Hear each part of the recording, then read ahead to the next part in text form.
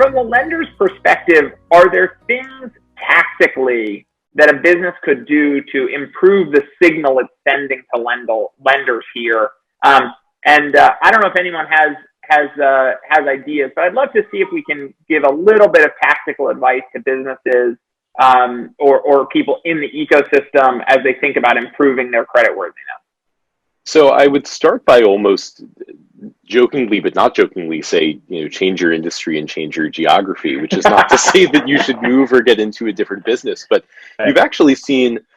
some small businesses doing a light pivot, which has helped them maintain cash flow during this time. I think the other thing to do if you're a small business is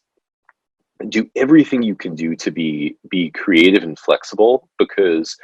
just like the country, where if you think about stimulus to the country, part of it is,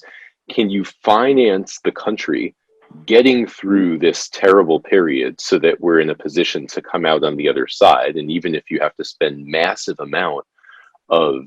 capital in order to do so, you want to do that to provide people the security, the mental security they need to be able to stay at home and do all the things they need to do so we can be healthy coming out the other side. The same is true for a business. So, getting access to whatever capital you have, taking steps to preserve the capital you have, so trying to draw down spending as much as possible, taking advantage of every program out there, figuring out every way to make extra revenue, because there is no fixed end date to this pandemic. The more you can bolster your cushion, the better shape you're in. I was watching the news a few months back where someone had his entire inventory had gotten wiped out, and preparing for a big weekend sort of repurchased all his inventory and spent a tremendous amount of money, only for there to be a downturn, and once again a week later was talking about the second inventory getting wiped out. And so I think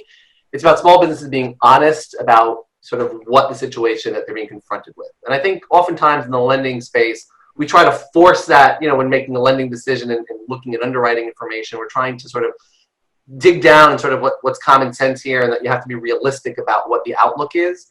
And while most of us are hopeful that the pandemic is over in a few weeks and life goes back to normal, it's just simply not the case. I think the last 5 months have proven nothing else, have proven that it's not 2 months, it's not 3 months, it's not 4 months, and quite frankly, we don't know, and you have to prepare. I hope sort of there's a recognition, a wider recognition, that you need to embrace new ways to utilize technology to ultimately serve your small businesses and your community and your customers better.